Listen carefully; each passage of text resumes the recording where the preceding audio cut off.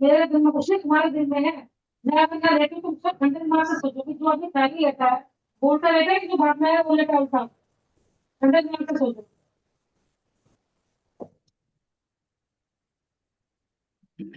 सावधान।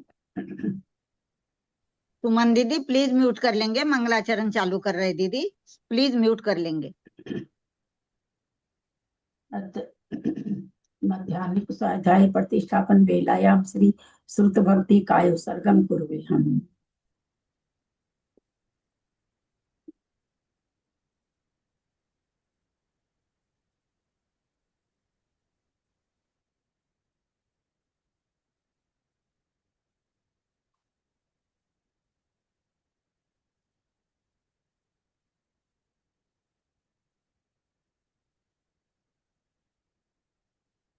कोटिशतं द्वादशैव कोट्यो लक्षान् श्रीतीर्थकानि चैव पञ्चाशदष्टो सहस्रसङ्ख्यां च श्रुतं पञ्चपदं नमामि अरहन्तवासी यत्तं गणहरदेवीं गन्त्यं सम्मं प्रणमामि भक्तियुक्तो सुज्ञानमहोयं शिरसा इच्छामि भक्ते सुधभक्ति कौसगो कौतोसल अंगो गं पहिने पावड़े परियम सुत पढ़मान वो पूजा चुलिया चेर सुत तैथुई धम्म काहम निच्च कालम अच्छे मी पूजे मी बंदामी नमस्सामी दुख कहो कम कहो बोहिलाओ सुगई गमनम समाहि मरम जिनगुण संपत्ति हो मध्यम। अथ मध्याह्निक स्वाध्याय प्रतिष्ठापन बेलायाम श्री आचार्य भक्ति काय सर्गम पूर्वे हम।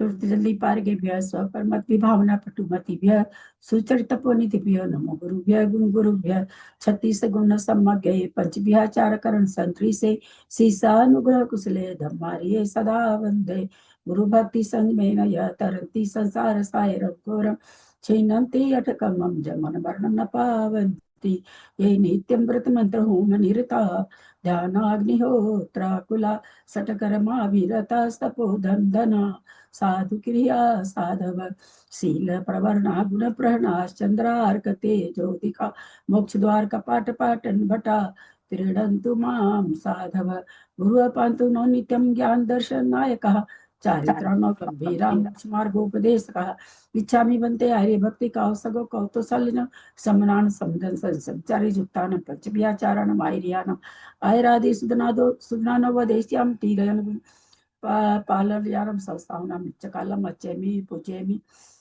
वन्दामि नमस्सामि दुःख कहो कम कहो बोहिलाओ सुगई गमनम समाहि मरणं जिनगुण संपत्ति हो मध्यम ओकारं बिंदु संयुक्तम नित्यं ध्यायन्ति योगिनः कामदं लिंक से लगाओ, वहां से लिंक से क्यों खोल रहे हो? अच्छा ये तो एक बार तुमने कहा था ना तो लगा लिया था मैंने, फिर खोल लो थी उसी से। दूरितम् अज्ञानतिमिरागानां ज्ञानाञ्जन शलाकया चक्षुरुन्मिलितं येन तस्मै श्रीगुरुवे नमः।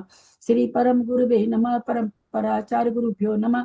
सकल कलुषविध्वंसकं श्रीशां परिवर्धकं धर्म संबंधकं भवजीव मनः प्रतिबोधकारकं पुण्य प्रकाश पापणासमिदं शास्त्रं श्री गोमठसार जीवकांड नामधेयम् अस्य मूल ग्रंथकर्ता श्री सर्वज्ञ देवास्तुत्तर ग्रंथकर्ता श्री गंधर देवः प्रतिगंधर देवः तेषां वचनं सार्था मासाद्य श्रीमत् नेमिचंदाचार्येण विरिचतमिदं शास्त्रं श्रोतारः सावधानतया शृण्वन्तु। मंगलम भगवान वीरो मंगलम गौतमो वनि मंगलम कुंद कुंदादेव जैन धर्मोस्तु मंगलम सर्वमंगल मांगल्यम सर्वकल्याणकारकम प्रधानम सर्वधर्माणां जैनम जयतु शासनम जैनम जयतु शासनम जैनम जयतु शासनम सरस्वती नमस्तुभ्यं वरदे कामरूपिणी विद्यारंभं करिष्यामि सिद्धिर्भवतु मे सदा।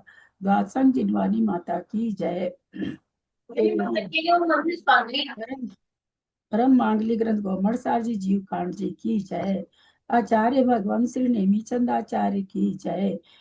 पंडित प्रवर श्री रत्नचंद्र मुख्तार जी की जय। अढ़ाई दीप में विराजमान सभी आचार्य उपाध्याय सर्व साधु के चरणों में नमोस्तु नमोस्तु नमोस्तु। सभी आर्यिका माता जी के चरणों में वंदामि वंदामि वंदामि। सभी छुल्लक छुल्लिका एलक के चरणों में इच्छामि इच्छामि इच्छामि। सभी प्रतिमाधारी के चरणों में ग्रुप में विराजमान प्रतिमाधारी के चरणों में वंदना वंदना वंदना।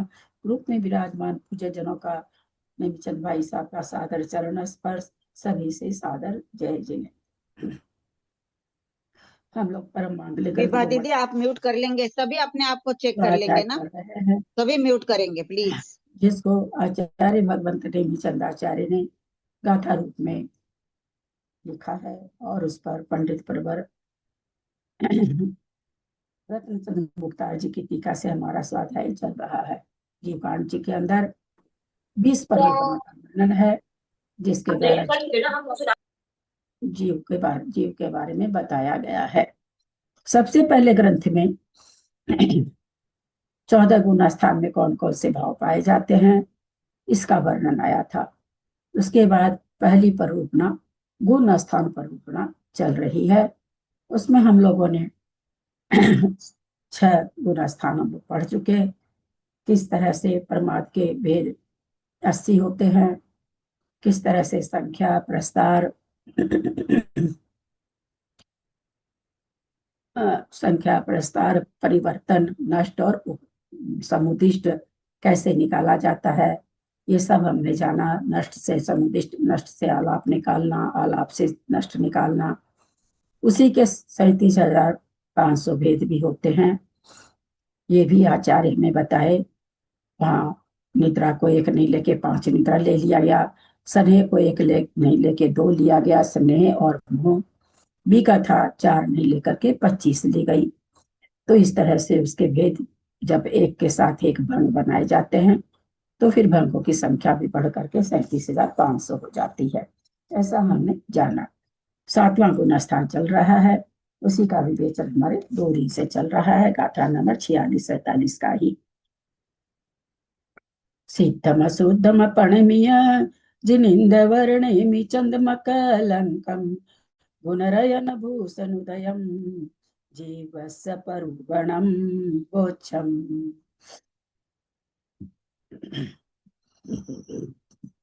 कुछ सिद्धांत हम लोग दोहरा लेते हैं। जो पहली बार अपनी संसार के पर्याय में सम्यक दर्शन को प्राप्त करता है उसको प्रथमोपसम सम्यक दर्शन कहते हैं। यानी जो अनादि मिथ्या दृष्टि है अथवा अनादिवत सादी मिथ्या दृष्टि भी जो कर चुका था। गाथा नंबर बोले, गाथा नंबर। हाँ बाबूजी, गाथा नंबर 46। बाबूजी आज आप हैं क्या? मैंने देखा ही, मैं स्क्रीन की तरफ नजर ही नहीं गई। गाथा नंबर कितना नंबर? 46-47। गाथा नंबर 46 46-47 चल रही बाबूजी। 46-47 चल रही, 2 दिन से वही चल रही बाबूजी। थोड़ा सा इसी गाथा के परिप्रेक्ष्य में हम कुछ जानकारी पुनः दोहरा लेते हैं। अनादि मिथ्या दृष्टि अथवा सादीवत मिथ्या दृष्टि, सादीवत मिथ्या दृष्टि हम लोग जान चुके हैं। यद्यपि उसकी सत्ता में 7 प्रकृति है, परंतु उसमें इतनी उसमें शक्ति नहीं रही कि वो प्रकृति सम्यक प्रकृति को उदय में ला सकता है। अतः उसको पुनः 3 करण के द्वारा प्रथमोपसम करना पड़ता है। तो इस तरह से प्रथमोपसम का स्वामी, खूब बढ़िया से सुन लीजिएगा, रोजा हम लोग में से किसी ना, मतलब अपने लोग की सबकी मोटा मोटी, मेरी भी हो जाती होगी, गलती हो रही है, इसलिए खूब ध्यान से सुन लीजिए। मैं बहुत धीरे भी कोशिश कर रही हूँ ताकि कोई लिखना चाहे अभी, चाहे ऑडियो सुन के, ऑडियो तो आजकल बहुत देरी से आ रहा है, लिख सके। मैं पुनः कहती हूँ, प्रथमोपसम का स्वामी कौन है? अनादि मिथ्या दृष्टि अथवा अनादिवत सादी मिथ्या दृष्टि। अनादिवत सादी मिथ्या दृष्टि हम लोग समझ चुके हैं। ऐसा मिथ्या दृष्टि जिसने कभी सम्यक दर्शन प्राप्त तो किया था और उसकी सत्ता में सम्यक प्रकृति है भी, परंतु खत्म हो चुकी है, थोड़ी सी बची है, अब उसको वो 2 करण से उदय में नहीं ला पा रहा है। अतः उसको पुनः 3 करण करना पड़ेगा, यानी प्रथमोपसम पुनः करना पड़ेगा। क्या प्रथमोपसम बार बार किया जा सकता है? इसका हम लोगों ने कर्मकांड जी में 600 नंबर के बाद 620 या पूरा याद नहीं है मुझे, गाथा आई थी कि प्रथमोपसम यह जीव पल्य के असंख्यात में भाग प्रमाण बार कर सकता है। पल्य किसे कहते हैं? एक काल का माप है, नए लोग हैं नहीं जानते होंगे इसलिए मुझे इतना विस्तार करना पड़ रहा है। काल का समय का माप है। असंख्यात वर्ष को अगर हम मिलाएं तो एक पल्य बनता है। उस असंख्यात को जब हम पल्य का असंख्यात में बार, यानी उस असंख्यात को हम असंख्यात से भाग देंगे तो भी असंख्यात आएगा। यानी कोई जीव संसार पर्याय में रहते हुए असंख्यात बार प्रथमोपशम कर सकता है। ये हुआ प्रथमोपशम। बात चल रही चूंकि 7वां गुण स्थान है, यहाँ पर द्वितीयोपशम की बात आ गई है। द्वितीयोपशम का मतलब ये नहीं समझे कि जो अनादि मिथ्या दृष्टि दोबारा सम्यक कर रहा है, यानी दोबारा उपशम कर रहा, वह द्वितीय उपशम है, ऐसा नहीं समझेंगे। जो बहुत जगह ये परिभाषा आजकल कई जगह सुनने में भी आ रही है। द्वितीय उपशम वही जीव करेगा जिसको अगले क्षण, अगले समय में, यानी उसी समय, कालांतर में नहीं कि आज कर रहा 4 बरस के बाद, उसी अंतर्मुक्त प्रमाण काल में श्रेणी मांडना हो। कौन सा जीव करेगा द्वितीय उपशम? जो श्रेणी मांडेगा वो। द्वितीय उपशम का स्वामी कौन है? छायोपशमिक अथवा वेदक सम्यक दृष्टि। छायोपशमिक सम्यक दृष्टि, वेदक सम्यक दृष्टि एक ही का नाम है, पर्यायवाची नाम है, विवक्षा से अलग अलग नाम हो जाता है। तो उस द्वितीयोपशम का स्वामी कौन है? जो छायोपशमिक सम्यक दृष्टि है अथवा वेदक सम्यक दृष्टि है, वो उसका स्वामी है। तो हमने क्या समझा? प्रथमोपशम का स्वामी कौन है? मिथ्या दृष्टि, अनादि अथवा सादी। और द्वितीयोपशम का स्वामी कौन है? तो वो जो अंतर्मूर्त के अंदर श्रेणी मानने वाला है, ऐसा छायोपशमिक सम्यक दृष्टि। हम समझते हैं अब आगे से किसी की गलती नहीं होगी। तो द्वितीयोपशम मतलब श्रेणी नहीं है। द्वितीयोपशम का मतलब कभी भी श्रेणी नहीं होता है। द्वितीयोपशम का मतलब होता है 4 अनंतानुबंधी की विसंयोजना करना, दर्शन मोहनी की 3 प्रकृतियों को उपशम करना, इसको द्वितीयोपशम कहते हैं। 4 अनंतानुबंध की विसंयोजना करना, चारित्र मोहनी की जो, दर्शन मोहनी की जो 3 प्रकृति है उसका उपशम करना, इसको द्वितीय उपशम कहते हैं। उपशम श्रेणी इसको नहीं कहा जाएगा। उपशम श्रेणी किसको कहा जाएगा? जो चारित्र मोहनी की 21 प्रकृतियों को उपशम करता है वह उपशम श्रेणी है। जो चारित्र मोहनी की 4 तो चली गई, इसमें 25 होती है, 4 तो अनंतानुबंध की विसंयोजना कर दी उसने, क्योंकि उसकी विसंयोजना के बिना अथवा उपशम के बिना तो आगे श्रेणी ही नहीं बनती है। अतः यह श्रेणी नहीं है। श्रेणी क्या है? चारित्र, क्या बोलेंगे? चारित्र मोहनी की ऐसे बोले अप्रत्याख्यान आवरण आदि 21 प्रकृति का उपशम करने वाले को उपशम श्रेणी कहते हैं। अथवा चारित्र मोहनी की 21 प्रकृति को क्षय करने वाले को, क्षय करने वाले की छपक श्रेणी होती है। अब किसी का गलती आगे नहीं होना चाहिए। कुछ भ्रम है अभी भी तो पूछ सकते हैं। एक बार दीदी वापस बोलिए तो क्या बोले थे? जो चारित्र मौनी की है? अब मुझे क्या पता वो कहाँ से वापस बोलूं, 15 मिनट नहीं, से। यही जो लास्ट का 2 लाइन बोले ना। चारित्र मोहनी अप्रत्याख्याना वर्ण आदि 21 प्रकृतियों का उपशम करना उपशम श्रेणी है। उन्हीं प्रत्याख्याना वर्ण आदि 21 प्रकृतियों का क्षय करना छपक श्रेणी है। क्यों ठीक बताया, है। क्यों बताया जा रहा है? हम क्या समझ लेते हैं?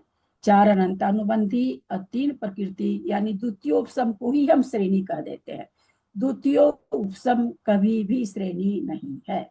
द्वितीय उपशम के बाद में साथी से अप्रमत में आता है, तब वो श्रेणी शुरू होती है।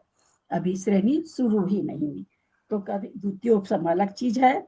श्रेणी 2 तरह से मंड सकती है। द्वितीयोपशम के द्वारा भी उपशम श्रेणी, उपसम श्रेणी मांडने वाला जीव दो तरह का हो सकता है।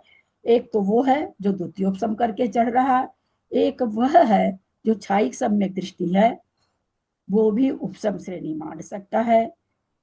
क्यों मांड सकता है वो उपसम श्रेणी? उसको तो छपक मांडनी चाहिए, इसलिए मांड सकता है कि आगे की 21 प्रकृति जो चारित्र मोहिनी की है, उसको क्षय करने लायक उसके परिणाम उतने विशुद्ध नहीं हो पा रहे हैं, जिस तरह से पांडवों के लिए कहा जाता है। दीदी सर्वांश कल एक बात बताए थे द्वितीयोपसम में, मतलब द्वितीयोपसम तो अलग है ही है, कि श्रेणी मान तो अधःकरण में प्रवेश करके उसके मतलब वो शुरू होता है श्रेणी मांडना, ऐसा भी कुछ बोले थे क्या कल? तो वही तो बोले अभी ना, इस 7 प्रकृति का द्वितीयोपसम के बाद श्रेणी चालू होगी। द्वितीयोपसम हो जाएगा तब सातिशय परमत में आएगा वो। तो इन 7 साथ में प्रकृति आते ही अधिकरण वो जो है अध प्रवृत्तकरण परिणाम शुरू हो जाएंगे उस जीव के। सातिशय प्रमत का ही नाम अधःकरण प्रवृत्त है। अच्छा उसी ठीक का है। नाम है ना, हाँ उसी का नाम। प्रमत गुण स्थान के 2 भेद इस तरह से बनते हैं, और अधःकरण नाम का सातिशय अप्रमत को आगे बताएंगे आचार्य, इसमें आएगा, जरूर आएगा। तो यहाँ हम लोग भूल कहाँ हो जाती है, द्वितीय उपसम और उपसम श्रेणी को एक कर देते हैं। यही गलती रोज हो रही है सबसे, रोज हो ही जा रही है, जितनी बार भी अपन चर्चा करते हैं 12 बार हो रही है। तो यहाँ बिल्कुल ये समझ के रखिएगा द्वितीय। तो यहाँ एक प्रश्न उठता है, हम श्रेणी नहीं चढ़े द्वितीयोपसम कर लें, ऐसा नहीं हो सकता। अभी ये क्या कहा था हमने, जो अंतर्मुक्त में श्रेणी मांडने वाला है द्वितीयोपसम वही करेगा। जैसे एक चीज कहा था कि धौला जी में बहुत दिन के बाद मिला, जब आचार्य श्री हमारे कलकत्ता आए हुए थे, तब ये चीज आचार्य श्री भी नहीं जान रहे थे। बाद में बहुत लोग खोजी हो जाते हैं, धीरे धीरे धवला जी वगैरह लोग पढ़ने लग जाते हैं, आचार्य लोग, तो बहुत सारी चीजें सामने आती है। तो वहां पर आया कि चौथा गुण स्थान वर्ती भी, पहले हम लोग आचार्य श्री जी से यही पढ़े थे कि उतरते समय चौथा गुण स्थान होता है उपसम में, द्वितीय उपसम करा हुआ कोई जीव है, 11वें गुण स्थान से नियम से गिरता है, गिरते गिरते गिरते गिरते वो चौथे में आ गया। तो चौथा होता है गिरते समय। जैसे जैसे स्वाध्याय आजकल होने लगा, तो धवला जी माया की नीचे कोई मुनि महाराज है, उनका प्रत्याख्यानावरण का उदय आ रखा है, वो उसी समय श्रेणी मांड, उसी समय द्वितीय उपशम कर लेंगे, उसी समय से उनका द्वितीय लेंगे। कब कर लेंगे? नियम से श्रेणी चढ़ेंगे तो, ऐसा नहीं कि वो 7वें गुण स्थान में जाने के लिए उपशम कर लेंगे, नहीं, वो सीधे अप्रत्याख्यानावरण से सातिशय अप्रमत में आ जाएंगे। श्रेणी चढ़ना होगा तो ही चौथे गुण स्थान में द्वितीय उपशम होगा, वो भी किसको? मुनि महाराज को, अन्यथा नहीं होगा। कि कोई सोचे चौथे में मुनि महाराज हैं द्वितीय उपशम कर लिया, नहीं, ऐसा नहीं होता। तो कुल मिला के एक चीज जान के रखिए कि द्वितीय उपशम जब भी होगा श्रेणी चढ़ने के सम्मुख होगा। अगर श्रेणी चढ़ने के सम्मुख कोई जीव नहीं है, उसके परिणामों में इतनी विशुद्धि आ नहीं सकती। सारा विशुद्धि का खेला है। ये सारी चीजें सबको बढ़िया से समझ में आ गई होगी। सातिशय अप्रमत में आने के लिए प्रमत अप्रमत में संख्यात बार आना पड़ता है, जिसको कहते हैं झूला झूलते हैं, संख्यात बार भ्रमण करते हैं। किसमें? कभी प्रमत, कभी अप्रमत, कभी प्रमत, कभी, जैसे हमने एक उदाहरण से उस दिन कहा था कि हम चटनी पीसते हैं, नीचे लोढ़ी आई प्रमत, ऊपर गई अप्रमत, करते करते अप्रमत करते करते लास्ट में हमारा ऊपर नजर क्या जाता है, चटनी तो एकदम बारीक हो गई, और हम उसको कटोरी में उठा लेते हैं, वो बिल्कुल सातिशय प्रमत हो गया। करते करते करते करते परिणामों में इतनी विशुद्धि आई कि सातिशय में चला गया। उसी दौरान उसका अगर छायिक नहीं है तो द्वितीय उपशम हो गया और वो अप्रमत में आ गया। और इसमें एक चीज बताया गया था, द्वितीय उपशम अगर कोई कर रहा है तो पहले अनंतानुबंधी की 20 योजना करने वाला कौन है? कल बहुत बढ़िया से समझाया गया था, देखो याद है कि नहीं? मिथ्या दृष्टि है कि सम्यक दृष्टि है? सम्यक दृष्टि है तो कौन सा सम्यक दृष्टि है? अनंतानुबंधी की 20 योजना का स्वामी कौन सा सम्यक दृष्टि है? मिथ्या दृष्टि है या सम्यक दृष्टि है? तो कौन सा सम्यक दृष्टि है?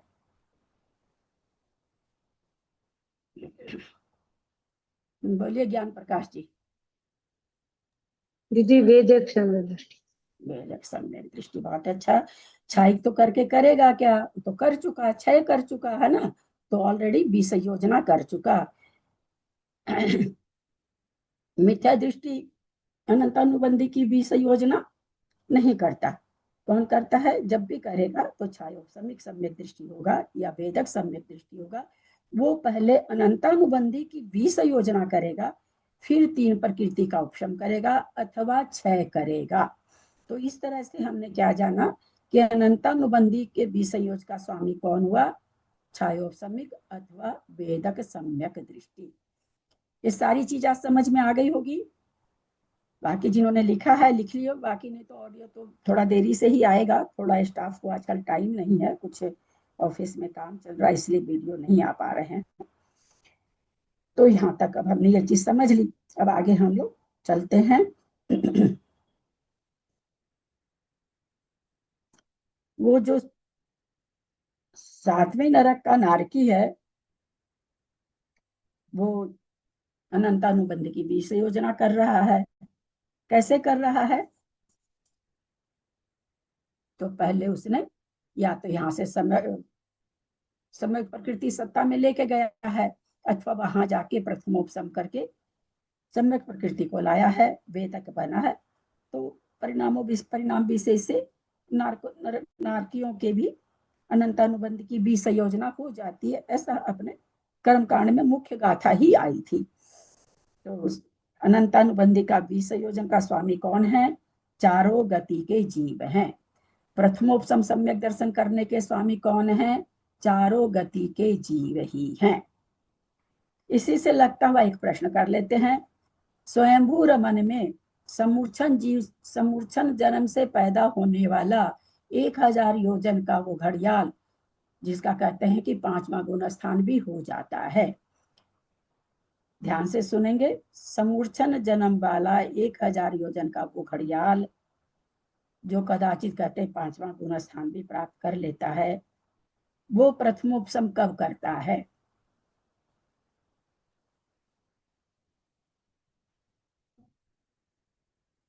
कितना एकमात्र ये सब अनंतानुबंध की विसंयोजना, प्रथमोपशम का स्वामी कौन नहीं है, ये सब एक एक सिद्धांत है। ये अगर भूलते हैं तो फिर कुछ नहीं याद रहना है। मैं फिर से दोहराती हूँ सर प्रश्न।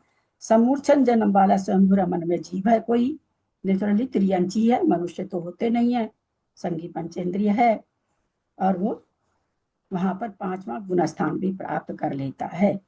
उसने सम्यक दर्शन प्रथमोपशम उसने कब किया।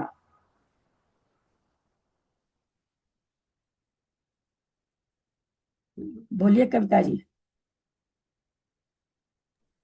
जन्म के अंतर मुहूर्त बाद में वो कभी भी कर सकता है। मनुष्य से अच्छा तो वही हो गया। हाँ चलिए बोलिए राजकुमारी जी। पिछले भाव में, वो पिछले भाव में बहुत अच्छा। समूर्छन जन्म वाला कोई भी प्रथमोपशम करने का स्वामी नहीं होता। समूर्छन जन्म वाले जीव अपनी उस पर्याय में प्रथमोपशम सम्यक दर्शन प्राप्त कर ही नहीं सकते हैं। फिर 5वां गुण स्थान, जैसा राजकुमारी जी ने कहा, पहले भाव में किया है, सम्यक प्रकृति की सत्ता है, सम्यक दृष्टि बन गया, व्रत ले लिया, कुछ ऐसा उदय में आ जाता होगा, वहां क्या होता हम नहीं जानते हैं, पर है कि भाई वहां 5वां गुण स्थान पाया जाता है। दीदी वहां छूटता नहीं है फिर, मतलब वो सम्यक दर्शन के साथ नहीं नहीं नहीं, ये सब कौन कहता है छूटने वाला। छायोपशम सम्यक दर्शन के लिए नहीं छूटने का प्रकरण बनता नहीं है ना, नहीं छूटने का प्रकरण सम्यक प्रकृति उसके सत्ता में है, इसलिए वो वहां जाके वापस से व्रत लिया और सम्यक दृष्टि बन गया। अपने तो जब सत्संख्यान योग द्वारा पढ़ रहे थे तो उसमें आ रहा था ना, वहां गया, पर्याप्ति को पूर्ण किया, विशुद्धि को प्राप्त किया, और फिर सम्यक दृष्टि हो गया। हाँ वही बात याद रहेगी थी मुझे कि 48 मिनट बाद में उसकी वापस से वो सीट आ जाती है। लेकिन आप तो सम्यक दर्शन करा दे यार, थोड़ा तो सोचते हैं कि कोई प्रश्न आया है इसमें बीच में उठ करके, इसमें कुछ बहुत बड़ी बात छिपी हुई है, और कितना दिन से अपने लोग पढ़ रहे हैं, एक एक 2-2 शब्दों का एक एक चीज हम नहीं याद रख सकते। अनोखा है ना। और इससे मिलता जुलता सिद्धांत एक होता है ना कि एक ही तरह का सिद्धांत बहुत सारे, भाई वो उसमें मिल जाता है, वो उसमें मिल जाता है, तो कई बार अपने लोग को नहीं याद रहता। पर ये सब सिद्धांत तो एक एक है, कोई इनका अथवा या पर्यायवाची कुछ भी नहीं है। ऐसा नहीं है कि यहाँ जो समुच्चन जन्म से जन्म कोई अगर ले रहा त्रियंच तो उसको प्रथमोपसम हो जाएगा, यहाँ भी नहीं होगा। ऐसा नहीं कि यहाँ वाले को हो जाएगा कर्म भूमि, तो हम भूल सकते थे, वही कर्म भूमि में तो करा रहे हैं, और वहां नहीं कर, वो भी कर्म भूमि है, वहां शंभुरमन समुद्र के उस पार भी कर्म भूमि है, और वहां नहीं करा रहे हैं, तब अपन को हो सकता था, लेकिन ऐसा नहीं है। मतलब यहाँ से सम्यक दर्शन किया तो अभी पहले किया हुआ उद्वेलना है। भी है उसकी जीव की, और वो समुच्चन में वहां जन्म लिया है। क्या क्या तो बोले, क्या बोले, थोड़ा सा ज्यादा जानने लगते हैं ना तो हम लोग किसी में किसी चीज को घुसाने लगता है। क्या नहीं, बोले? जैसे अभी उसके सत्ता में है, उद्वेलना नहीं हुई है सम्यक प्रकृति की उसके। उद्वेलना, अच्छा चलिए, अब एक चीज बोलते हैं तो दूसरा प्रश्न खड़ा हो जाता है।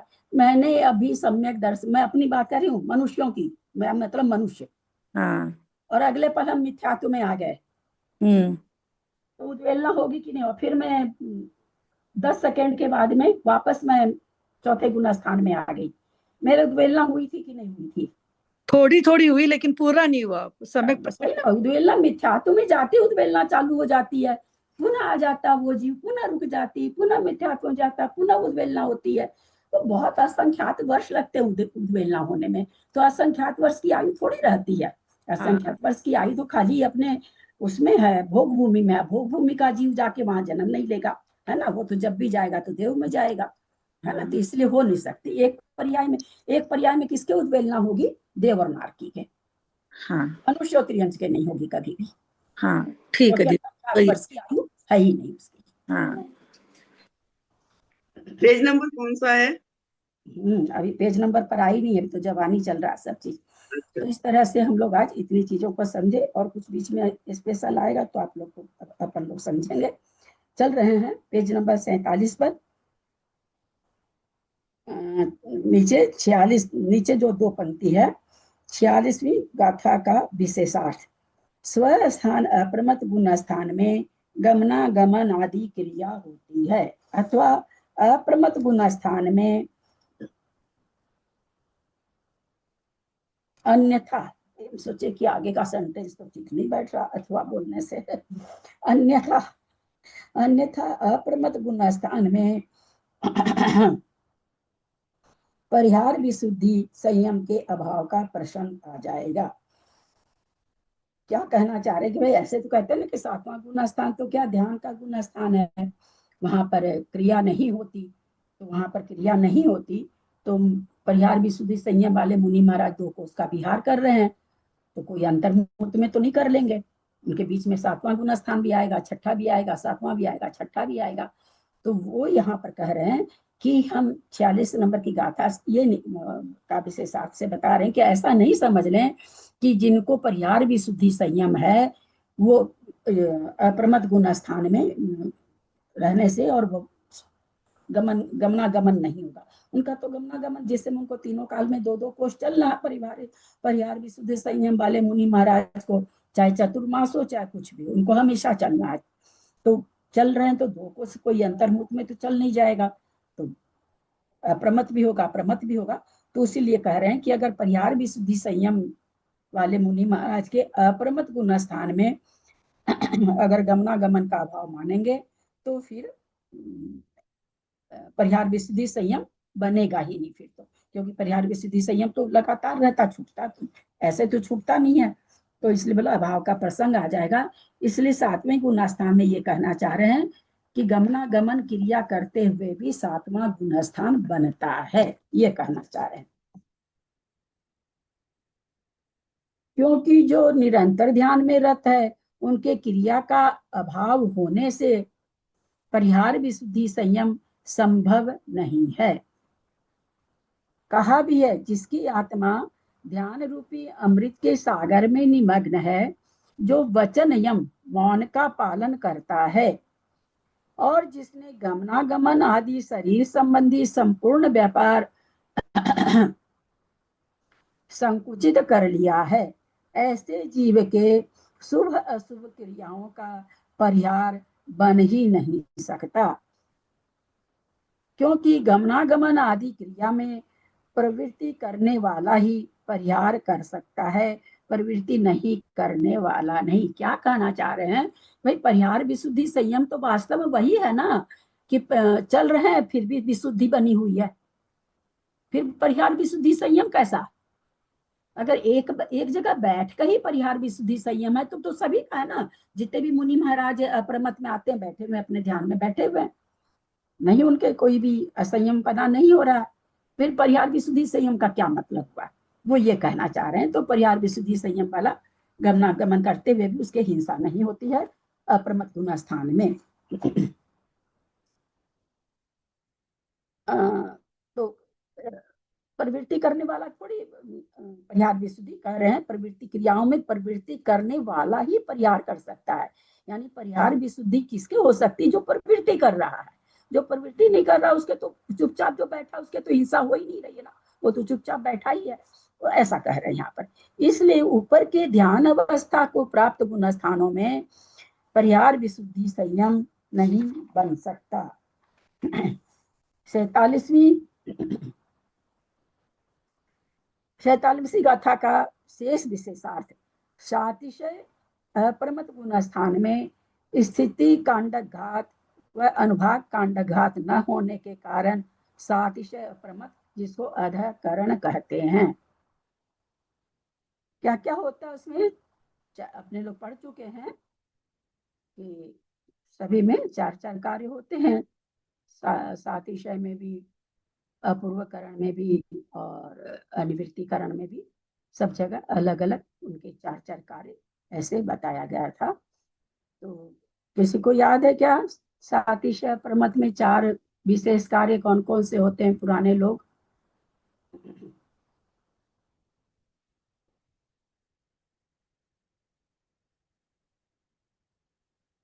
आप लोगों को इतनी सी उमंग क्यों नहीं बनती? सबको पता है ना 7वां गुण स्थान चल रहा है, सबको पता है कि सातिशय आने वाला है, हम सबको पता है कि अधकरण के 4 आवश्यक आने वाले हैं।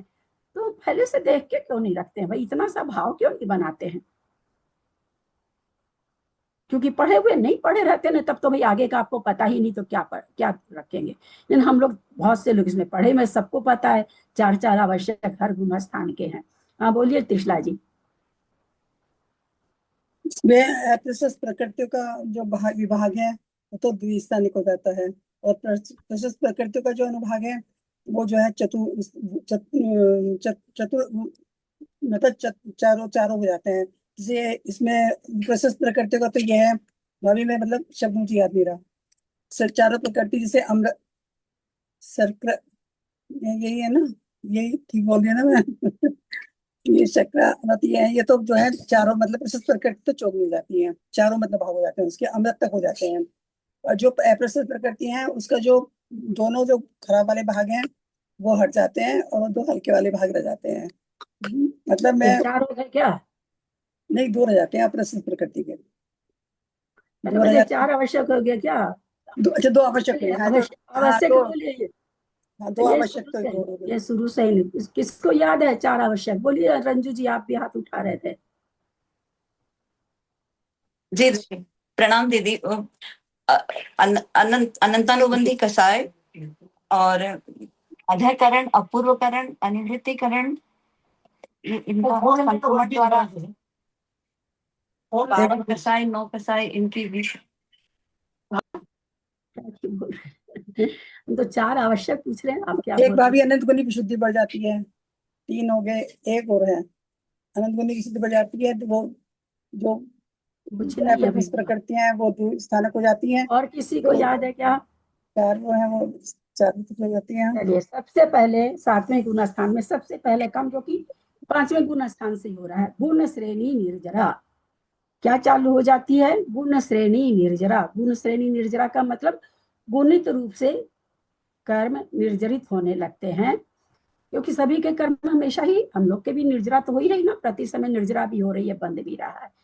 सबसे पहला आवश्यक सातिशय प्रमत का गुण श्रेणी निर्जरा। दूसरा है गुण संक्रमण।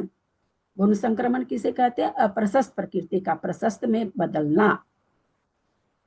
तीसरा है स्थिति का कांड को कांडकोत्तरण काल, स्थिति का कांडकोत्तरण काल, और अनुभाग का कांडोत्करण काल नहीं, कांडोत्करण काल अपूर्वकरण में होगा, यहाँ नहीं होगा, कांडघात यहाँ नहीं होता। अनंत गुणी विशुद्धि होगी। प्रशस्त प्रकृतियों का अनुभाग चतुस्थानीय रहेगा, चतुस्थानीय में वृद्धि होती जाएगी। प्रशस्त प्रकृतियों का जो अनुभाग है वो दो स्थानीय यानी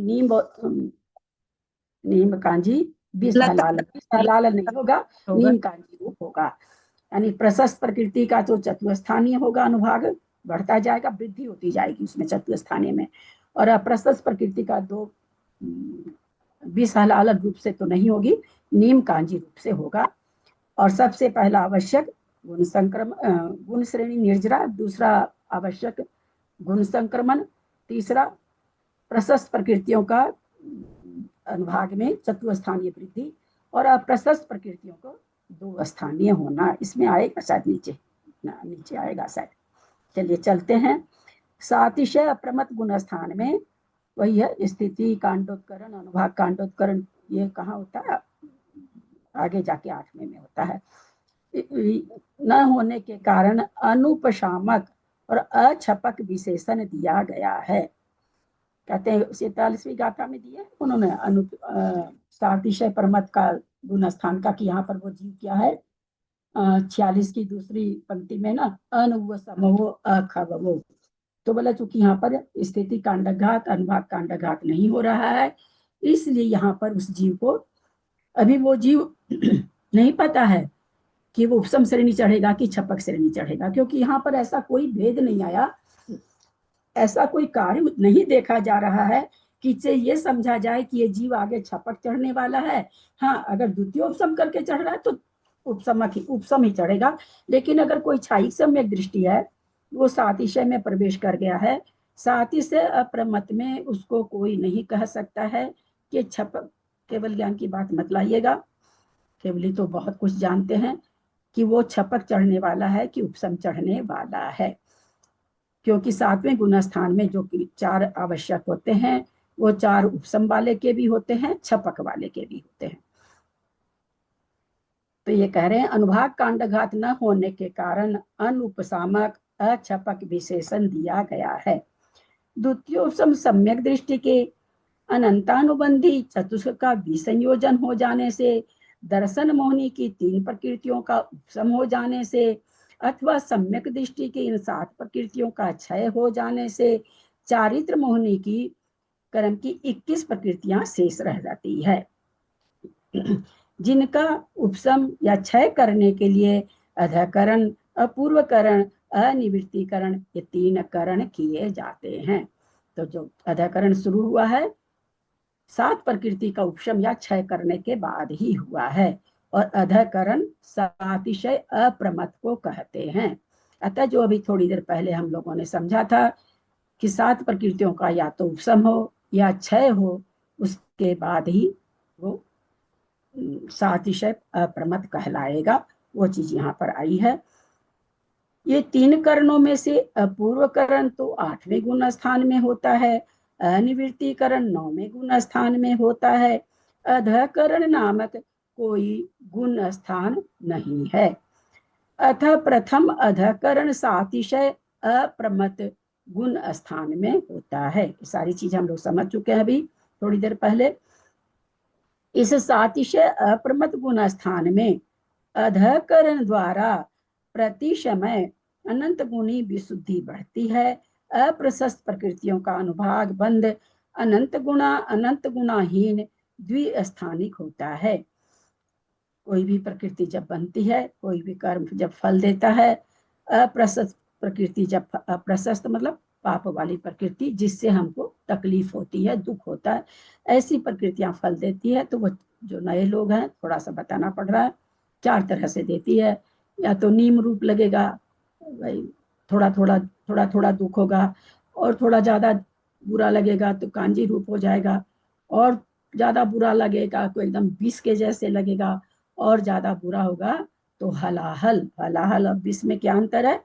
विष तो पीने से मरता है, हलाहल होठ में टच होने से मर जाता है, ये अंतर है दोनों में। तो ये क्या कह रहे हैं कि इस समय 7वें गुण स्थान के अप्रमत में जब जीव आ जाता है, पहुंच जाता है, श्रेणी मान चुका है, तो अधःकरण में आ गया है। अधःकरण में क्या होता है, तो बोला अप्रशस्त प्रकृति का, वहां पर जितना भी प्रकृति का बंध हो रहा है उसमें अनुभाग कैसा पड़ रहा है, नीम और कांजी रूप पड़ रहा है, विष और हलाहल रूप नहीं पड़ रहा है।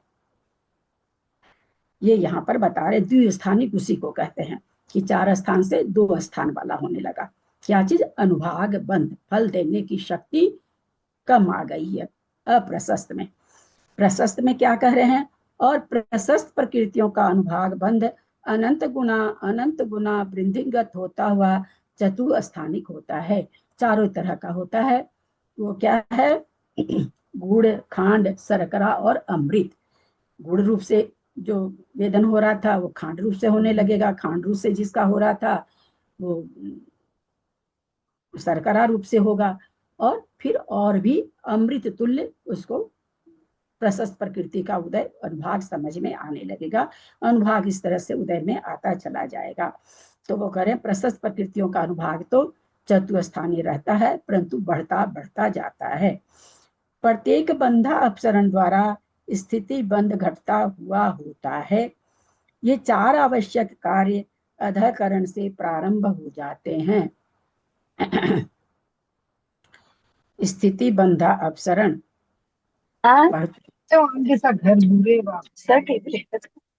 मंजू जी, हाँ, स्थिति बंधा अपसरण कितने होते हैं बाबूजी? बाबूजी कहेंगे मैं इतने दिन के बाद आया, मेरे को पकड़ती है। 34 मेरे को पूछा क्या दीदी? 34 मैंने बाबूजी को पूछा था मंजू जी, और मैं ऐसे बहुत रिक्वेस्ट करूंगी क्योंकि मेरी बहुत मेहनत लग रही है पढ़ाने। बोलूंगा नहीं, मैं बोलूंगा नहीं। अच्छा ठीक है बाबूजी, क्योंकि मेरी ना मेहनत एकदम बेकार चली जाती है। तो ये 34 बंधा अपसरण का स्वामी कौन होता था? कौन? हमारे सम्यक दर्शन होने के पहले 5 चीज होती है, 5 लब्धियां होती है। 5 लब्धि का नाम किसको याद है? मेरे को याद है। और कोई? 5 लब्धि का नाम मुझे याद। हाँ हाँ हाँ, एक मिनट, पेशेंस रखिए, पेशेंस रखिए। बोलिए बीना जी। नंबर 1 विशुद्ध लब्धि, नंबर 2 क्षोभ लब्धि। बस रोक दीजिए। नहीं, दूसरे वाली बतानी क्या? अब कोई अंतराय क्रम वाली बतानी है क्या? लाइन कोई भी बहस नहीं। मेरी बात सुनो, आप लोग मेरी बात सुनो। मैंने क्या कहा? रोक दीजिए, तो रोक दीजिए। अच्छा ठीक है, दान हाँ, जैसे कहें वैसे करा करिए ताकि सबको समझ में आए। बहुत सारे अब इस बार नए लोग हैं, है ना, उसमें आप बीच में बहस करेंगे, हम ऐसे बोलती है, हम ऐसे बोलती है, वो गड़बड़ हो रहा है ना। वो बेचारे नहीं समझ पा रहे हैं, वो भी क ख ग भी नहीं जान रहे हैं, है ना। इसीलिए किसको याद है 5 लब्धि? चलिए त्रिशला जी बोलिए। दान, लाभ, भोग, उपभोग। अरे तेरी के, अरे मैं पता शुरू की 2 तो याद है, देशना लब्धि, विशुद्धि लब्धि, करण लब्धि सबसे लास्ट में होती है। कहाँ से शुरू की लब्धि हो गई? नहीं, एक मिनट कविता जी, बुरा मत मानिएगा। बहुत पास करते हैं, बहुत धर्म करते हैं, ऐसे करते हैं हम लोग, ऐसे करते हैं, ऐसे करते हैं, ऐसे करते हैं। वो माता जी को सुनते हैं, वो 5 जिन लब्धियों से होना है, उन लब्धियों का मैं बोलूं है, और कह रहे शुरू की लब्धि। वाह वाह वाह। हाँ, ये शायद परवीना मेहता। हाँ बोलिए दीदी। हाँ राम दीदी। सूक्ष्म लब्धि, विशुद्धि लब्धि, देशना लब्धि, प्रायोग लब्धि, करण। बहुत सुंदर, बहुत सुंदर। भाई किसी ने लाज रख लेती कम से कम। चलो नहीं, कुछ नहीं बोलेंगे ऑनलाइन, कुछ नहीं, एकदम नहीं बोलेंगे, सारा रिकॉर्डिंग होता है, फिर हम रिकॉर्ड बैठना दीजिएगा। दीदी मैं बताऊं? नहीं, किसी को नहीं बताना, हो चुकी है, अब क्या बताना पड़ा है? अभी तक तो आप लोग का हाथ देखिए, मैं समझती दीदी एक बार वापस नाम बोलिएगा ना। फिर ऐसे हाथ कर लेते हैं कि देख के बोलने नहीं बोल दे, फिर उठा लेते हैं। वो सारा मेरे को दिख रहा है ना सामने, क्योंकि हम लोग तो मायाचारी के पुतले ही हैं लेडीज लोग। दीदी एक बार नाम वापस बोलिएगा। हाँ हाँ बोल रही हूँ, बोल रही हूँ। हमारी किताब में विशुद्ध लब्धि से शुरू है, जो हमने याद करी थी, हमें नहीं पता था क्षयोपम लब्धि से शुरू होती है। बीना जी मैं हाथ जोड़ के सबसे विनय पूर्वक प्रार्थना करती हूँ, मुझे कोई बहस नहीं चाहिए। आप लोग को जिसको भी लगता है कि मैं गलत पढ़ाती हूँ, जिसको भी लगता है कि मैं, वो आप लोग भले बंद करके, मेरे कोई तकलीफ नहीं है, मुझे 5 आदमी भी चलेगा, मुझे कोई बहस नहीं चाहिए कि कहाँ क्या लिखा है, मुझे कहीं लिखने से मतलब नहीं। मुझे अगर आचार्य प्रणीत ग्रंथ है उसमें ऐसा लिखा तो लाके दिखाइए, मुझे कहीं लिखने से मतलब नहीं। मैं बार बार इस चीज को कहती हूँ, मुझे संकलन की बात मत बताया करिए, कहीं नहीं मिलेगा लिखना विशुद्धि लब्धि पहले लिखी हुई, हो ही नहीं सकती विशुद्धि लब्धि पहले छायोपसमिक लब्धि होगी, मिथ्या सम्यक दृष्टि है।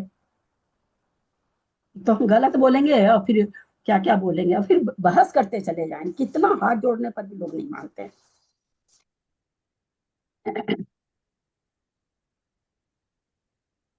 आचार्य ने कहा कि कोई मिथ्या दृष्टि है तो उसको सम्यक दर्शन हो रहा है। दीदी नाम बता रहे थे लाइन से, वही बता रहे हैं बेटा, थोड़ा तो समझा करो कि ये पढ़ाती दीदी तो इतनी बेवकूफ थोड़ी है। ठीक है दीदी, नहीं आप दूसरा बात बोलने लगे थे ना, मैं सोची वो ध्यान नहीं की भूमिका बनाना पड़ेगा ना, खाली 5 नाम बता दूंगी तो तुमको संतोष हो जाएगा क्या? तब उसकी भूमिका बनानी पड़ेगी ना, कि क्या चीज है वो, चिड़िया है कि तोता है कि मैना है कि गाय है कि भैंस है कि बैल है, ये बनाना पड़ेगा ना, भूमिका बनानी पड़ेगी ना। ऐसे 5 नाम जान के तुम क्या कर लोगी? कुछ भी नहीं है। क्या वो चीज लब्धि है? क्या लब्धि? क्या जैसे अभी लब्धि के नाम से त्रिशला जी ने क्या बोल दिया, दान लाभ भोग उपभोग वीर्य, वो 5 छाई की लब्धि का नाम ले दी, वो जानना पड़ेगा ना। यहाँ पर हमारा क्यों वो नहीं होगी त्रिशला जी वाली, क्योंकि यहाँ पर क्या प्रकरण चल रहा है, यहाँ गुण स्थान का प्रकरण चल रहा है, यहाँ सम्यक दर्शन के लिए बात हो रही है। यहाँ वो छाई की लब्धि कोई 13वां गुण स्थान रहता तो वहां ये लब्धि बोली जाती, यहाँ इस लब्धि को बोलने का मतलब ही नहीं है। पर वही ना, थोड़ा ज्यादा जान लेते हैं ना तो छलांग लगा लेते हैं। तो यहाँ पर ये मुझे क्यों बताना पड़ रहा है, यहाँ बंधा अपसरण शब्द आ गया, उसके चलते बताना पड़ रहा है। कोई सोचे भाई यहाँ लब्धि पूछने का बताने का क्या काम आ गया, क्योंकि बंधा अपसरण बताना है मुझे। तो कब किसी भी मिथ्या दृष्टि को सम्यक दर्शन अगर हो रहा है तो 5 लब्धि पूर्वक होता है। किसी भी मिथ्या दृष्टि को अगर बिना 5 लब्धि के नहीं होता है तो लब्धि क्या हमको नहीं पता चलती है, अंदर ही अंदर कार्य होता रहता है कर्मों में अपने आप। सबसे पहले छायोपसमिक लब्धि, उसमें क्या होता है, अप्रशस्त प्रकृतियों का कर्म बल कम कम होने लगता है, प्रशस्त का क्षयोपम बढ़ता जाता है। अच्छी प्रकृति क्षयोपम लब्धि उसका नाम है। उसके प्रभाव से दूसरी लब्धि है विशुद्धि लब्धि, उसमें परिणामों में और विशुद्धि आती जाती है। बहुत सारा है वैसे उसका लब्धि का वर्णन तो 10-10 पेज में मोटे रूप में खाली बता रहे हैं। फिर देशना लब्धि, गुरु का उपदेश सुनना, गुरु का उपदेश सुनना को देशना लब्धि नहीं कहा है, गुरु के उपदेश को धारण करना देशना लब्धि होती है।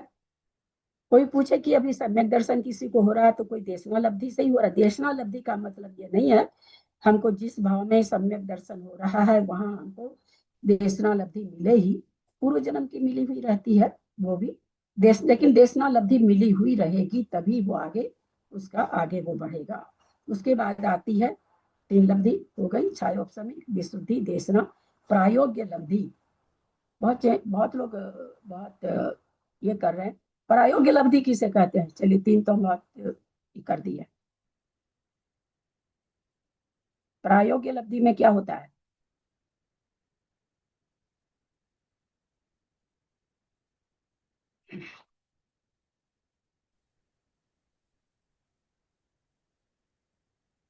गलती या सही त्रिशला जी हाथ तो उठाते ही, बाकी लोग तो हाथ ही नहीं उठाते। हाँ बोलिए राजकुमारी जी।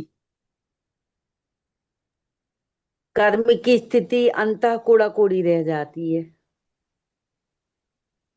जैसे उत्कृष्ट 70 कूड़ा कोड़ी भी बंधा हो वो कर्म भी अंतः कूड़ा कोड़ी स्थिति रह जाती है।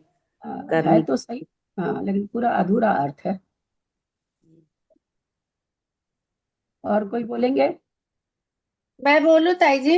हाँ बोलो बेटा, तू सीधी हो जा पहले, आयु कर्म को, तू सीधी हो जा। आयु कर्म को छोड़कर शेष कर्मों की स्थिति अंतः कोड़ा कोड़ी करना। शेष कर्म कितने बेटा? 1000 की 2000? 7 जो 8 कर्म ना, 7 हाँ, कर्मों के स्थिति ऐसे वाले बोलना। कर्म जब एक करने। आयु बोलती तो फिर बाद के कर्म को बोलना चाहिए ना। एक आयु कर्म को छोड़ करके बाकी जो 7 कर्म हैं, उन 7 कर्म की स्थिति कितनी रह जाती है?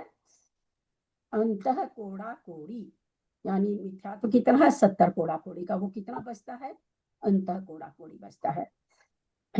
उसको क्या कहे? प्रायोग्य लब्धि को कहा गया। उसके बाद प्रायोग्य लब्धि के बाद में फिर अगला काम क्या होता है? किनको याद है? अंतः कोड़ा कोड़ी स्थिति हो गई, प्रायोग्य लब्धि शुरू हो गई। अब उस प्रायोग्य लब्धि में और क्या हो रहा है? दीदी आपका आवाज थोड़ा धीरे आ रहा है। मेरा गला ही ऐसा बेटा, देखती हूँ मेरी इससे तो फर्क नहीं पड़ना चाहिए। काफी तेज किया हुआ मोबाइल से कहीं से। नहीं, कभी ठीक आ रहा है, कभी एकदम ही धीरे आ रहा है। हाँ, तो वो नेट का क्या तो होता होगा, कुछ पता नहीं। आवाज भी नहीं है ना, आवाज भी गले में नहीं है। किसको याद है इसके आगे का? इसका क्या बोले दीदी प्रायोगिक लब्धि का? प्रायोग लब्धि में, प्रायोग लब्धि होती कब है? जब अंतः कोड़ा आयु कर्म को छोड़ करके शेष 7 कर्मों का अंतः कोड़ा कोड़ी स्थिति अंतः कोड़ा कोड़ी बंद होने लगती है।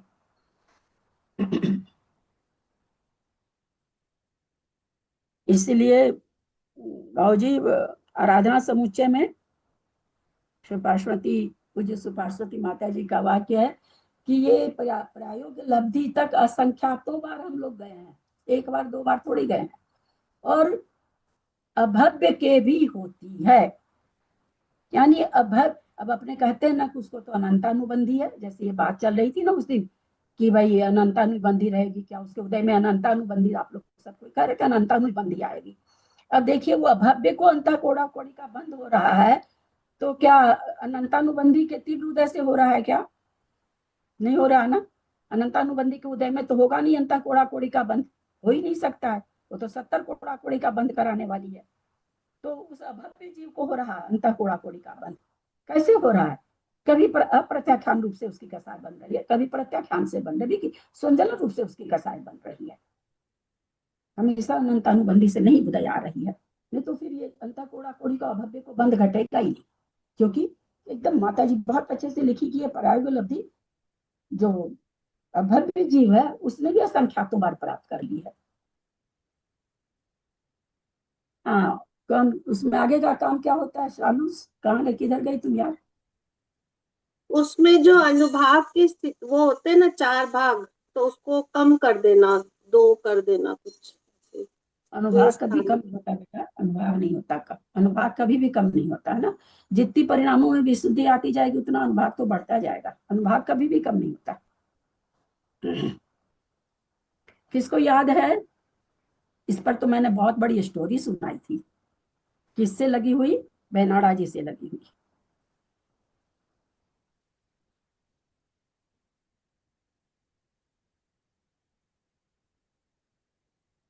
एक बंधा अप्सरा ने किसी ने इशारा किया 34 होते हैं, ये कहाँ होते हैं?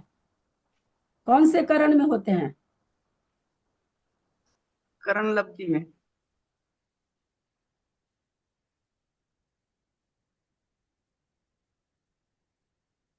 हाँ बोलिए त्रिशला जी।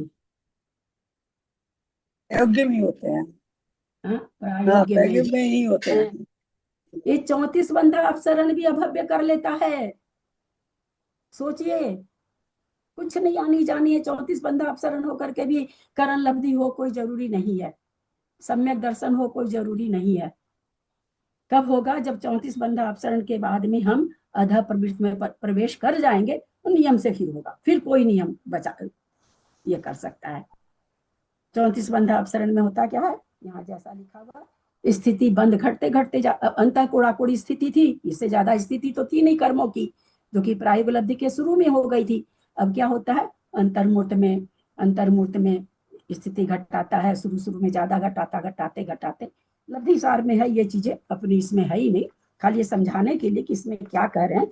तो अंतः कोड़ा कोड़ी स्थिति को घटाते रहता, उसी को बंधा अपसरण बंध का अपसरण करना, बंध को घटाना। बंध की बात चल रही है, सत्ता की बात सत्ता की बात नहीं चल रही है।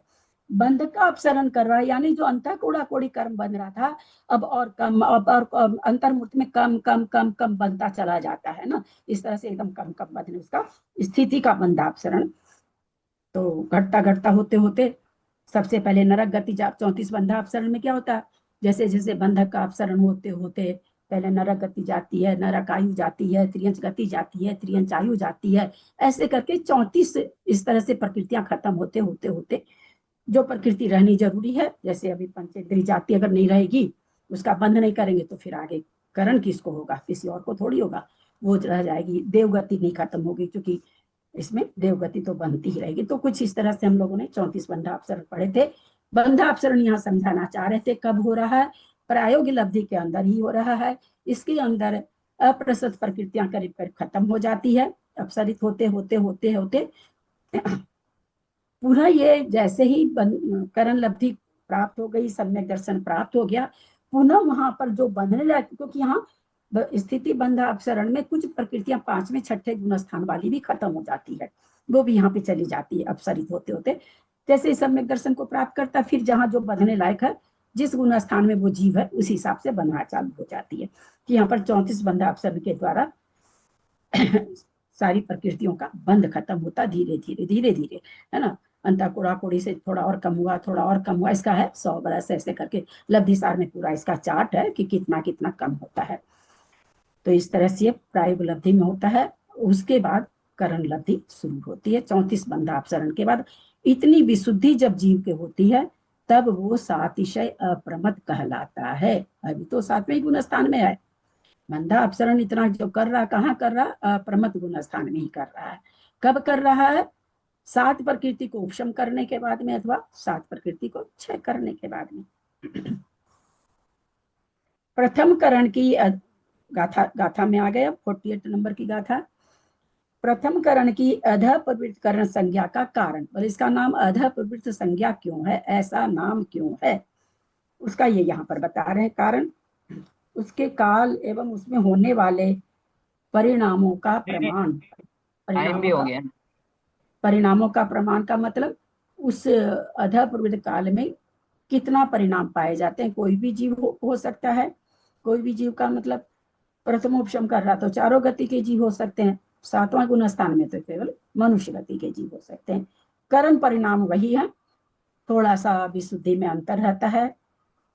आप लोग को ये भी बताया गया था कि करण परिणाम बहुत जगह होता है, द्वितीयोपशम चढ़ रहा तब होता है, 7 प्रकृति को दीदी आपने अनंत अनुबंधी की भी संयोजना ऐसे भी कर लेता तब होता है, प्रथमोपशम के कारण होता है। ऐसे करके 6 जगह या 7 जगह अध प्रवृत्त कर 3 करण परिणाम होते हैं। सब जगह अलग अलग विशुद्धि है, एक ही तरह की विशुद्धि नहीं पाई जाती है।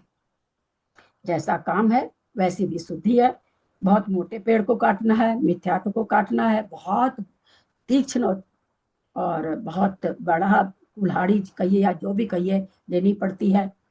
और अगर हम एक बार सम्यक को प्राप्त कर चुके हैं, हम उस रास्ते को देख चुके हैं, तो फिर उतनी तीक्ष्ण और बड़ी कुल्हाड़ी की जरूरत नहीं पड़ती है दोबारा करने के लिए। जैसे उपशम श्रेणी एक बार जो जीव चढ़ जाता है, उस समय उसको जितना समय लगा, मान लीजिए वो अंतर्मुक्त उसका 47 मिनट का था, अब दोबारा उपशम श्रेणी मारता है तो आचार्य कहते हैं बहुत जल्दी उपशम श्रेणी में 11वें में पहुंच जाता है। ऐसा क्यों होता है, आचार्य वहां पर तर्कना देते हैं, क्योंकि उसने रास्ता देख लिया। गाथा का उच्चारण कर रहे हैं 48 नंबर की। जम्मा उबरिम भावा हेठिम भावे हिंसरी सगा होंती तम्मा पडमम करणम अदपवोत्तोत्तिनी तीठम। जम्मा उबरिम भावा हेठिम भावे हिंसरी सगा होंती तम्मा पडमम करणम अदपवोत्तोत्तिनी दिठम। अंतो मुहूर्तमेतो तत्कालोदितत् परिणामा लोगानमसंखमिदा उर्वरिं सरिसवढ़ि गया अंत मुहूर्त में तो तत्कालोदि तत्थम।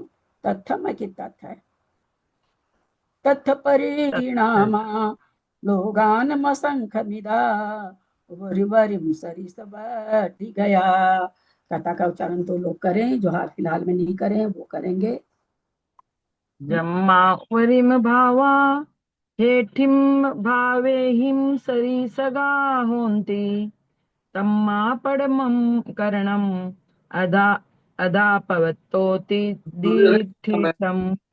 अंतो मुहूर्त में तो तत्कालो होदि तत् परिणामा लोगान असंख्य मिदा उवरिम उवरिम सरिस बढ़ गया। क्या कह रहे हैं यहाँ पर कि भाई अधर पर्वत नाम क्यों है? जिन तीनों करण का नाम हम देखेंगे, वो नाम ही उनका वहां पर क्या हो रहा है, उनका ये नाम क्यों है, उस करण के अर्थ से ही निकल जाता। अध प्रवृत्त, नीचे की ओर प्रवृत्ति करना। अध माने नीचे, प्रवृत्त माने जाना, नीचे की ओर जाना। तो भाई ऐसा नाम क्यों है इनका?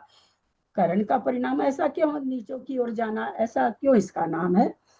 तो यहाँ पर कथा में बता रहे हैं, जम्हा जिस कारण से, जम्हा जिस कारण से, उवरिम भावा ऊपर के भाव, हेठिम नीचे के, भावेहिम भाव से, जिस कारण से उपरितन के भाव नीचे हेठिम माने नीचे वाले के भाव के सरी सगा होती समान होते हैं। सरी सगा माने समान, होती माने होते हैं।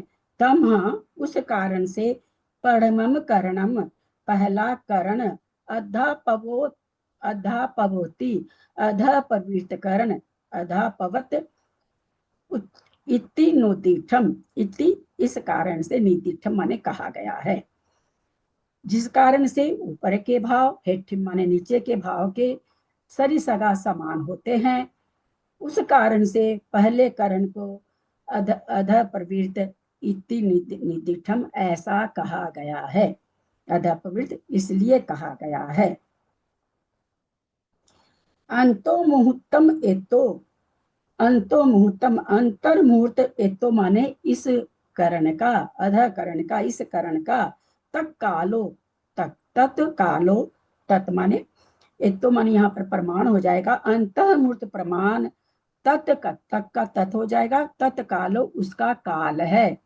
अधकरण का काल कितना है? तो कह रहे हैं अंत मुहूर्त प्रमाण उसका काल है। होदी माने है। उस अध प्रवृत्त करण का काल कितना है? अंतर मुहूर्त प्रमाण है।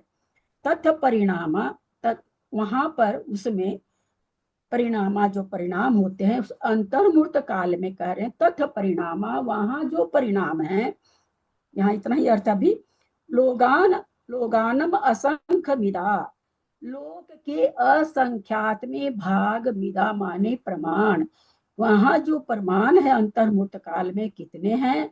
असंख्यात लोक प्रमाण है। उबरिम उबरिम सरिस बढ़ी गया, ऊपर ऊपर में एक समान से वृद्धि होती जाती है। ऊपर ऊपर में एक समान से वृद्धि होती जाती है। कुछ नहीं समझ में आया हमको? क्या कहना चाह रहे हैं आचार्य? जैसे मान लीजिए कि बहुत सारी चीज यहाँ से वहां तक रखी हुई है ना, 50 चीज रखी हुई है। 50 चीज जो रखी हुई है, शुरू वाली चीज 4 रुपए की है, उसके बाद वाली चीज 8 रुपए की है, उसके बाद वाली चीज 12 रुपए की है। मतलब ऐसा नहीं है कि 4 के बाद कोई 6 की है तो कोई 15 की है, तो कोई ऐसा नहीं। सरिस बढ़ी गया, जो परिणामों में भी शुद्धि जो बढ़ रही है वो सरिस एक समान वृद्धि है। और क्या बोले, ऊपर नीचे दोनों के परिणाम समान होते हैं। सामान खरीदने आप भी आए, मैं भी आई, आपकी सीधी नजर चली गई 20 रुपया वाले पर, मेरी नजर ही नहीं गई, मैं 4 रुपये वाले पर टक के रह गई। एक ही समय में गए थे, कोई में हमारे लोग के बाद आ रहा है, उसका सीधा ध्यान 28 रुपये वाली पर चला गया। अब 8 बजे हम लोग आए, 8:01 समय पर दूसरा कोई आया, पहले ही समय में वो सीधे 28 रुपया वाला सामान लिया। हम 2 लोग आए थे तो उसमें किसी ने 20 रुपया वाला सामान लिया, मैं 4 फ्री में बट रहा था, पैसा देना नहीं था, मेरी उतनी भी शुद्धि नहीं थी, मैं उतना जानती ही नहीं थी, मैं 4 रुपए वाले में अटक के रह गई। एक ही साथ आए थे ना, 8 बजे घुसे थे 2 आदमी, एक को कौन सा मिल गया 20 रुपया वाला सामान, एक को कौन सा मिला 4 वाला, और एक ही समय के बाद जो आ रहा वो दोनों को पार करके 28 वाला सामान पे उसकी नजर चली गई, उसको 28 रुपया वाला मिल गया। तो यहाँ समान से मतलब परिणाम की है कि कोई अदा कर, जैसे ही 7 ईशय प्रमत में कोई जीव आता है उसकी विशुद्धि किस प्रकार की है। तो यहाँ पर आचार्य बता दी कि असंख्यात लोक प्रमाण परिणाम है, विशुद्ध विशुद्ध विशुद्ध विशुद्ध विशुद्ध, एक जैसे नहीं है, और विशुद्ध और विशुद्ध और विशुद्ध और विशुद्ध और विशुद्ध, ऐसे परिणाम है। अब जिसकी जैसी विशुद्धि है वैसा वो परिणाम कर लेता है। एक कोई अधाकरण में, और आज से नहीं, वो आदिनाथ भगवान भी जब अधाकरण में प्रवृत्त किए होंगे तो उनके साथ भी यही हुआ होगा, महावीर स्वामी किए होंगे तो उनके साथ भी यही हुआ होगा। उनकी जैसी विशुद्धि रही होगी अधा प्रवृत्तकरण काल के उसी परिणाम को पहले किए होंगे। तो कोई पहले अधाकरण प्रवृत्त, यहाँ अधा पवित्र कालो जो लिखा यहाँ पर हेठिन भावी सरी शगा होती कि उसमें परिणामों की जो संख्या रहती है टेबल के द्वारा हम लोग समझेंगे, मैं आज बोर्ड के लिए बोली तो हूँ। तो पहले समय में किसी को 40 नंबर के परिणाम हो रहे हैं, और दूसरे 39, 40, 41, 42, तो जैसे ही अधाकरण में आया 7 ईशय प्रमत में आया तो उसको 40 नंबर का परिणाम हो रहा है। कोई जीव पहले ही समय में आया तो उसको 44 नंबर का परिणाम हो रहा है। तो क्या देखा जा रहा है कि एक ही समय में करने वाले इस तरह से, कोई एक दूसरा जीव आया वो दोनों कुलांग के एकदम आगे वाला परिणाम कर रहा है, दूसरे समय में जो परिणाम है उस परिणाम को कर रहा। तो आया तो वो एक समय के बाद, और विशुद्धि में क्या है, ऊंचा है, तो उसका परिणाम किसके जैसे है, नीचे वाले के जैसे है। तो वहां पर कह दिए कि जिसमें ऊपर वाले के परिणाम नीचे के समान होते हैं, इसलिए उसका नाम अध प्रवृत्त है, कि नीचे की ओर उसकी प्रवृत्ति हो रही है। बाकी इसका हम लोग टेबल से समझेंगे बढ़िया से, इसका टेबल इसमें भी होगा, होना तो चाहिए, हाँ इसमें भी है, इसमें भी है सारी टेबल वगैरह। तो ये इतना ही समझ के रखें। 7 ईशय को अधा प्रवृत्तकरण कहते हैं। इसमें परिणाम टोटल कितने होते हैं, असंख्यात लोक प्रमाण होते हैं। एक परिणाम से दूसरे परिणाम की विशुद्धि कितनी है, वो भी असंख्यात लोक प्रमाण विशुद्ध है। एक परिणाम से दूसरा परिणाम, परिणामों की संख्या संख्यात लोक प्रमाण है। वृद्धि जो होती है परिणामों की विशुद्धि में वो एक समान होती है, छलांग नहीं लगती है। तो कहते हैं कि एक जो जिसको विशुद्धि को हम आगे जाके जानेंगे कि चय कहते हैं, ये सब आगे की बात है। तो यहाँ से हम इतना खाली जान करके आगे कल हम लोग लेंगे, थोड़ा सा इतना अधा प्रवृत्ति को जान पाए, आगे हम लोग कल करते हैं।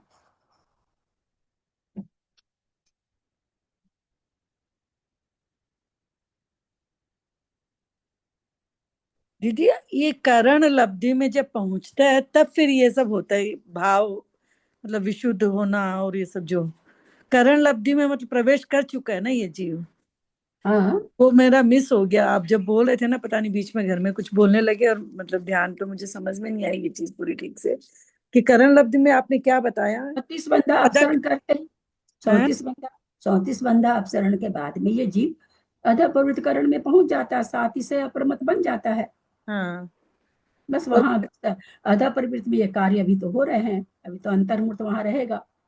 हाँ ठीक है। हाँ यदक्षरमात्रा पदवाक्यहीनं मया प्रमादादि किञ्चनोक्तं तन्मे क्षमित्वा विदधातु देवी सरस्वती केवल बोधलब्धिं। बोधि समाधि परिणाम शुद्धि स्वात्मोपलब्धि शिव सौख्य सिद्धि। चिंतामणिं चिंतित वस्तुदाने त्वां वंदमानस ममास्तु देवी।